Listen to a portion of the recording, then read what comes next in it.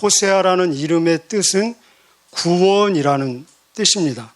신약에서는 예수님의 이름이 뜻이 구원입니다. 우리가 한국식으로 예수라고 부르지만 사실 원래 헬라어로는 예수스. 같이 한번 해볼까요?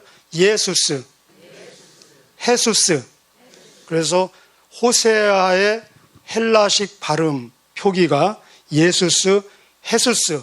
우리가 예수님, 영어로는 지저스 이렇게 옮겨졌습니다. 그래서 그 아들을 낳으리니 이름을 예수라 하라. 이는 그의 백성을 저들의 죄에서 구원할 자심이시니라.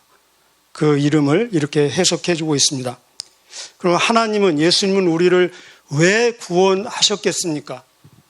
이유가 많겠지만 가장 근본적인 이유는 무조건적으로 절대적으로 우리를 사랑하셨기 때문에, 요한복음 3장 16절 하나님이 세상을 이처럼 사랑하사 독생자를 주셨으니 이는 저를 믿는 자마다 멸망하지 않고 영생 구원을 얻게 하려 하심이니라. 로마서 5장에는 우리가 아직 죄인 되었을 때 예수스가 우리를 위해서 죽으심으로 하나님이 우리를 향한 자신의 사랑을 확증하셨느니라. 요한 1서 4장에 보면은 사랑은 여기 있으니 우리가 하나님을 사랑한 것이 아니요 하나님이 우리를 사랑하사 우리 죄를 위해서 자신의 아들을 화목제물로 주셨느니라. 하나님은 사랑이 굉장히 많으신 정도가 아니라 그냥 하나님은 사랑이시다 그러지 않습니까? 하나님 자체가 사랑이시고 하나님으로부터 나오는 모든 것은 우리가 이해를 하든 이해를 하지 못하든 다 사랑이라는 것입니다. 하나님의 모든 속성도, 하나님의 모든 계획도, 하나님의 모든 행동도, 우리를 다루시는 모든 방법도, 그 반응도 다 사랑이라는 것입니다.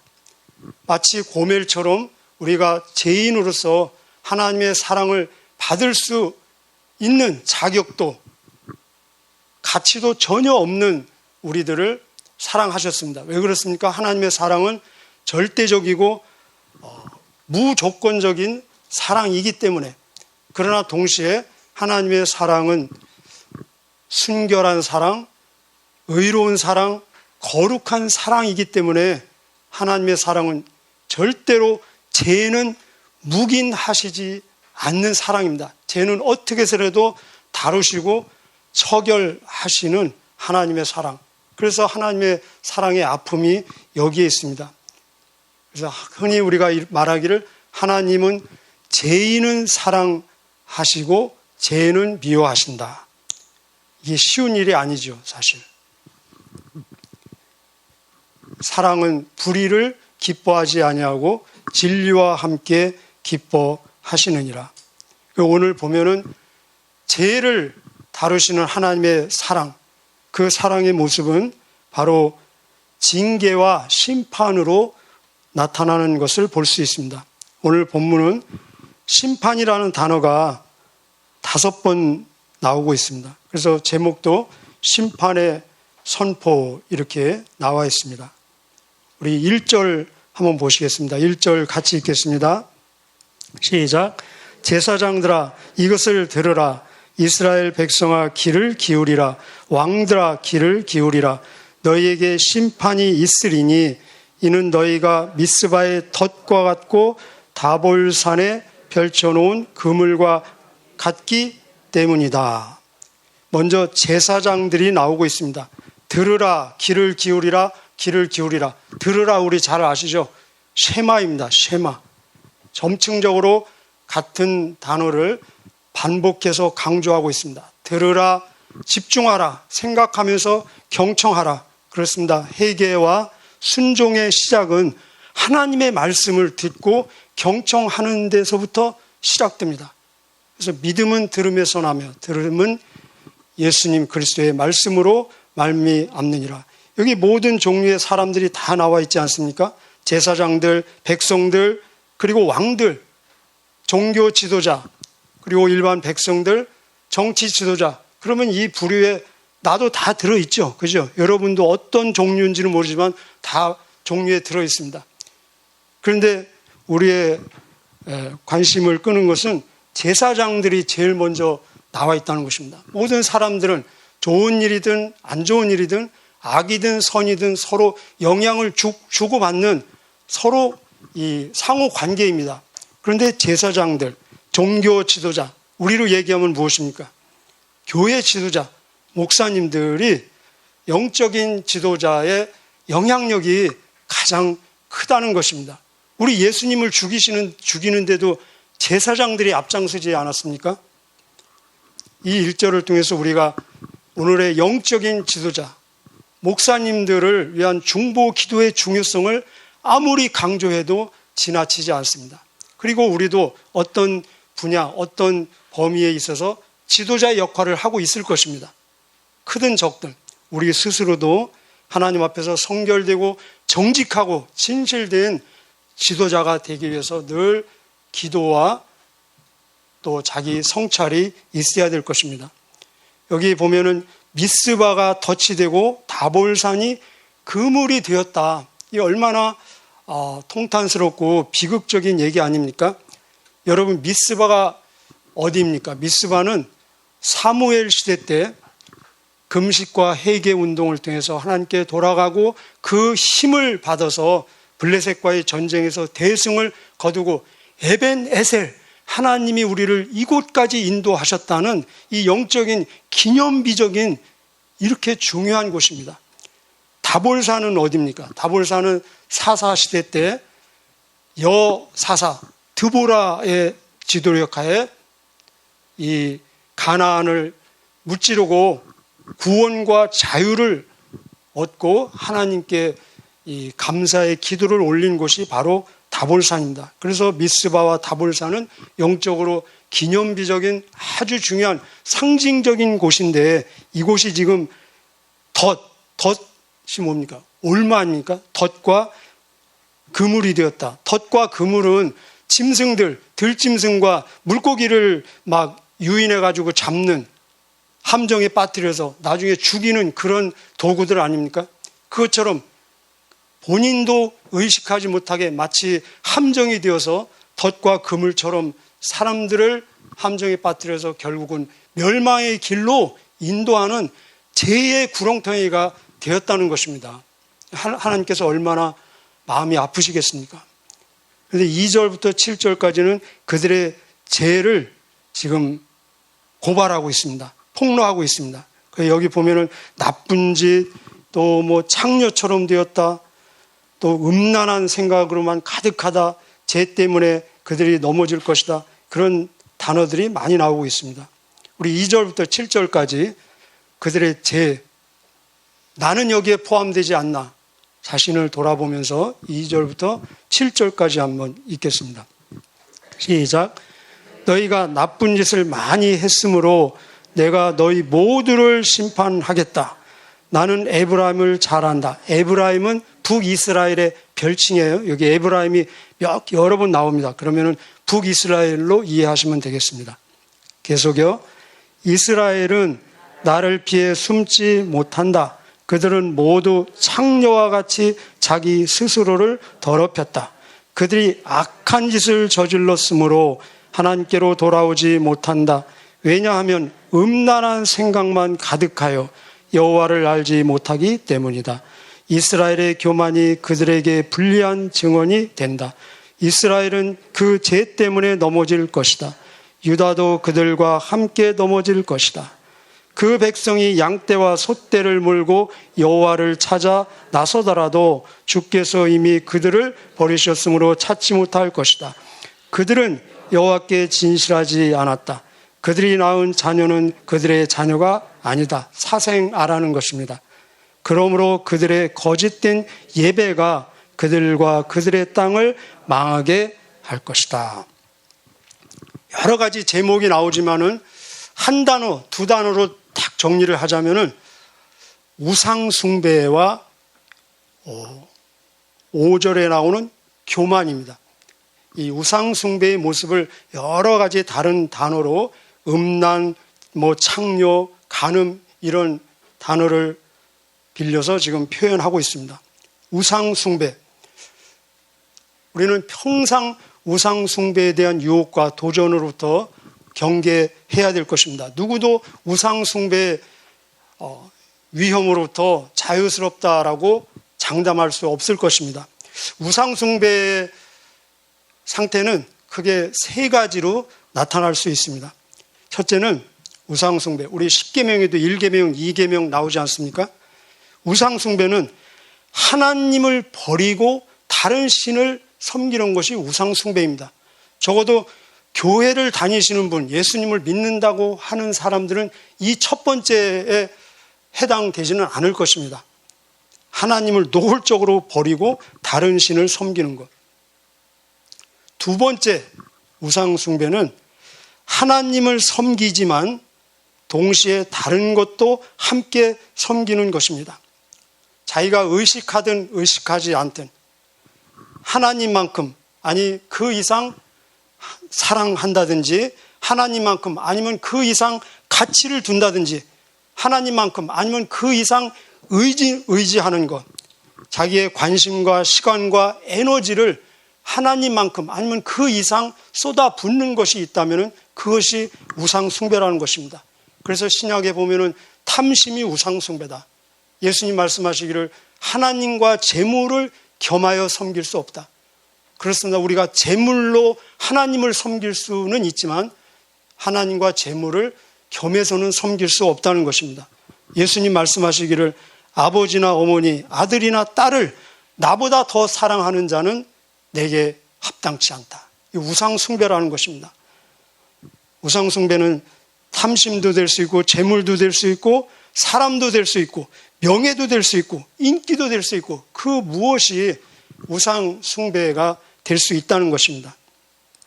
세 번째 우상숭배의 유형은 하나님만을 섬기기는 하는데 내 방식대로 섬기는 것입니다. 하나님만을 섬기기는 하는데 마치 우상숭배하는 것처럼 섬기는 것입니다. 나를 위해서 하나님이 나를 섬겨주시도록 만들기 위해서 하나님을 섬기는 것입니다. 하나님이 나를 복주시는 분이 되도록 하기 위해서 그 목적으로 하나님을 섬기시는 것. 오늘 여기 보십시오. 6절에 보면은 백성이 양떼, 소떼 하나님께 몰고 왔습니다. 무엇입니까? 제물이 있습니다. 제사도 드립니다. 그리고 7절에 보면은 예배도 있습니다. 예배. 여러분, 매일 우리가 제사 드리죠. 예물 드리죠. 여기 예물이 올라왔습니다. 기억하십시오. 예물은 받으시는 분이 받아야 제물이 예물이 되는 것입니다. 그리고 예배는 받으시는 분이 예배로 받아야 그 예배가 예배되는 것입니다. 우리는 주일날 예배 참석하고 너 요번 주일날 예배 드렸냐 하면은 예배 드렸어요. 1부 예배 드렸어요. 3부 예배 드렸어요. 우리는 이렇게 말하죠. 맞습니다. 그러나 정확한 진단은 받으시는 하나님이 너 예배 나에게 드렸다라고 공인을 인정을 해주시는 그 예배가 진짜 예배라는 것입니다. 이런 우상숭배의 뿌리는 무엇입니까? 바로 5절에 나오는 교만이라는 것입니다. 교만이 무엇입니까? 자기중심, 자기가 기준이고 자기가 표준이고 자기가 목적이고 자기 만족이 목표인 것입니다. 자기에 집중하는 것입니다. 그래서 성경은 교만은 패망, 멸망의 선봉이요 하나님은 교만한 자를 물리치신다. 사실은 교만한 자가 이미 하나님을 물리치고 있는 것입니다. 그래서 여기 이 죄에 대한 하나님의 심판이 8절부터 14절까지 나오고 있습니다. 하나님의 심판은 어떤 모습으로 나올 수 있느냐? 다양한 모습으로 나올 수 있죠. 근데 오늘 본문은 한 3가지 정도로 우리 나오고 있는 것을 볼 수 있습니다. 자, 우리 첫 번째 하나님의 심판은 어떻게 나타날 수 있는가? 8절부터 10절까지 같이 읽어보겠습니다. 8절부터 10절까지 시작. 기바에서 나팔을 불어라. 라마에서 나팔을 불어라. 베다엔에서도 전쟁의 경보를 울려라. 오 베나미나 내 뒤에 적군이 있도다. 에브라임은 심판의 날에 망할 것이다. 이스라엘의 모든 지파에게 경고한다. 이 일은 틀림없이 일어난다. 유다의 지도자들은 남의 재산을 훔치려는 도둑과 같으니 내 심판이 마치 홍수처럼 그들을 삼킬 것이다. 하나님의 심판은 홍수처럼 임할 수 있습니다. 그렇죠. 노아의 홍수 때 진짜 문자적으로 홍수로 하나님의 심판이 임한 적이 있었죠.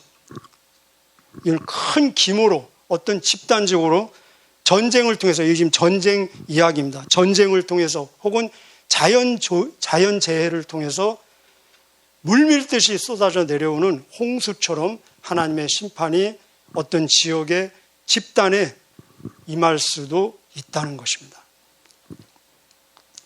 두 번째 하나님의 심판은 또 어떻게 임할 수 있겠습니까?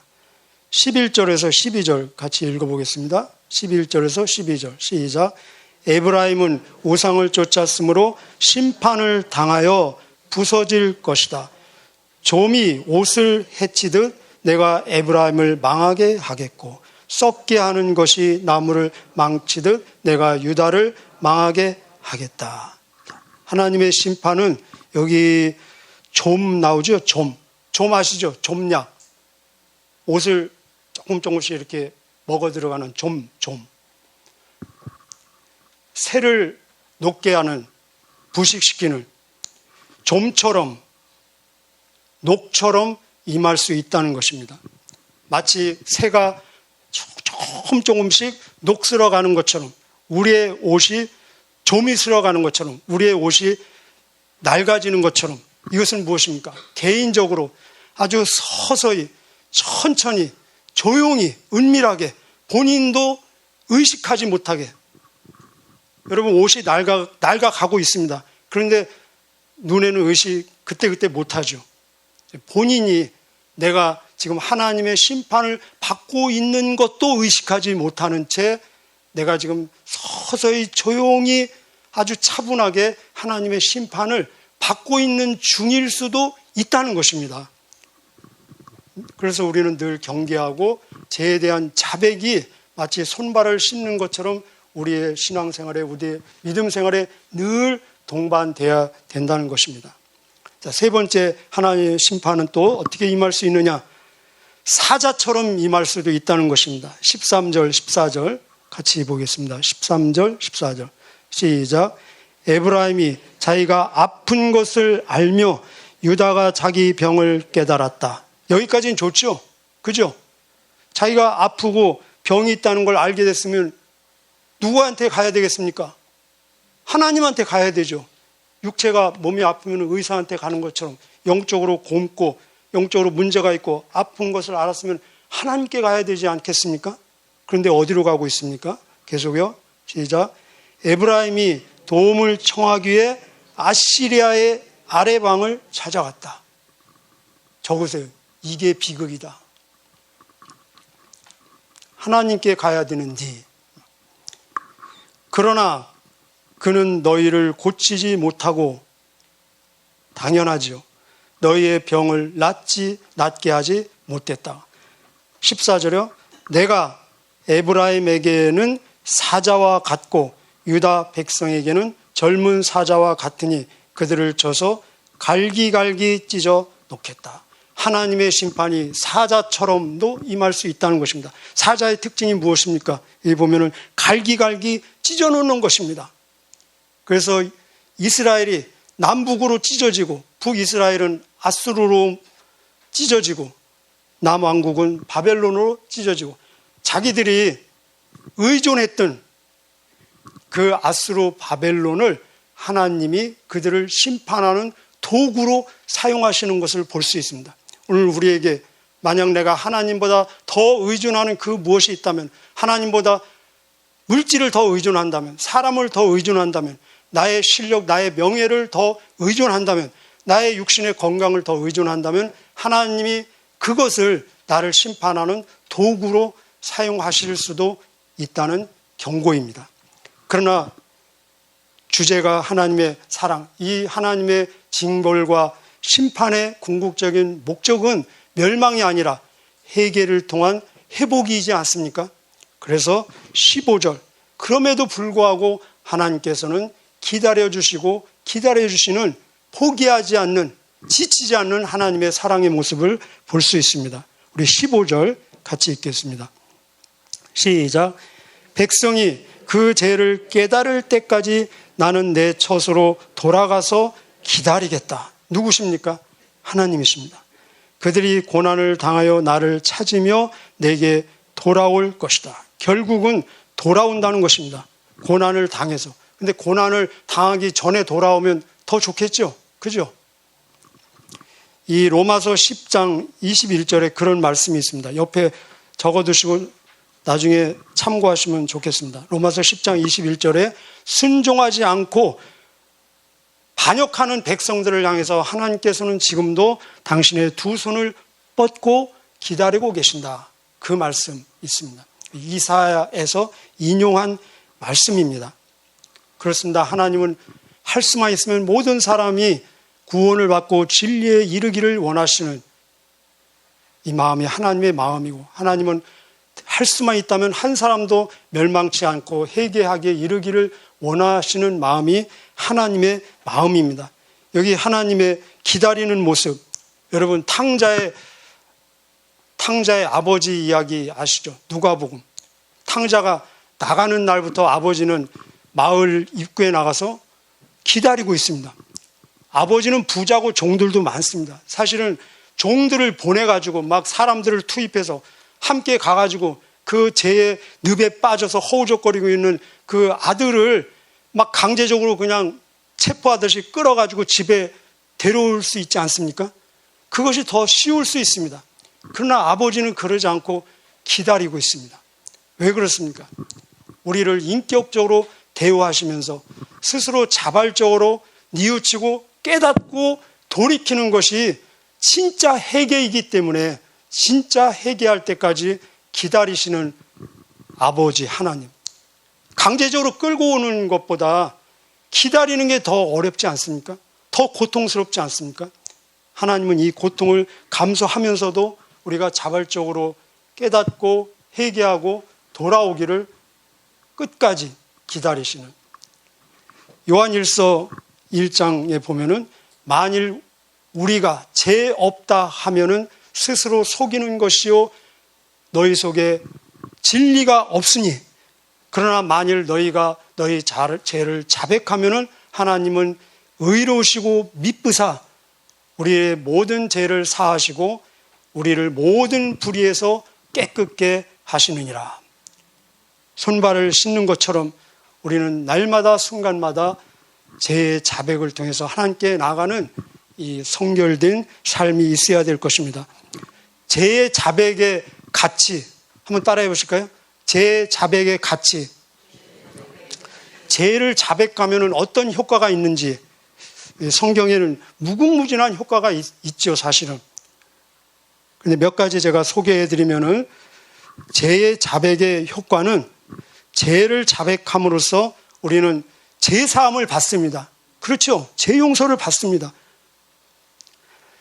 죄를 자백함으로 우리는 겸손한 사람이 됩니다. 죄를 자백함으로써 우리는 하나님과 올바른 관계를 유지할 수 있습니다. 죄를 자백함으로써 우리는 하나님의 은혜를 받을 수 있습니다. 하나님의 은혜 없이는 우리 살 수 없잖아요. 죄를 자백함으로써 우리는 성령님의 인도를 받을 수 있습니다. 죄를 자백하는 것이 성령 충만의 시작입니다.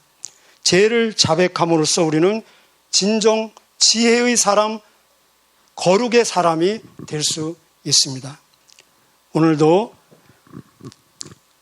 그 아들 예수의 피가 우리의 모든 죄를 깨끗하게 하신다고 했습니다. 제사함을 통해서 하나님과 올바른 관계가 더 승화되고 더 발전되고 하나님의 은혜를 입고 성령의 인도를 받는 진정 지혜와 거룩의 사람, 저와 여러분 되시기를 축복합니다. 기도하시겠습니다. 하나님 아버지 감사합니다. 우리를 사랑하시되 이미 창세 전에 그리스도 예수 안에서 우리를 하나님 당신 앞에 거룩하고 흠이 없게 하시려고 선택하여 주시고 불러주시고 자녀 삼아주시고 또 사명 주시어서 구원자로 사역자로 하늘 복의 통로로 쓰임받는 이 거룩한 파격적인 은혜 주심을 감사합니다. 오늘도 이 은혜에 감격하며 하나님과 동행하는 기쁨과 감사와 감격이 넘치는 한 날 되게 하여 주옵소서. 하나님 은혜의 사람 되게 하여 주시옵소서. 하나님 겸손의 사람 되게 하여 주옵소서. 거룩의 사람 되게 하여 주옵소서. 오늘도 우리를 통해서 만나는 자들에게 악한 영향력이 아니라 선한 영향력을 끼침으로 진정 우리를 구원하시고 우리를 위해서 죽어주신 예수님의 편지 되게 하여 주시고 예수님의 향기 되게 하여 주시고 예수님의 증인되는 오늘 하루의 삶이 되게 하여 주옵소서.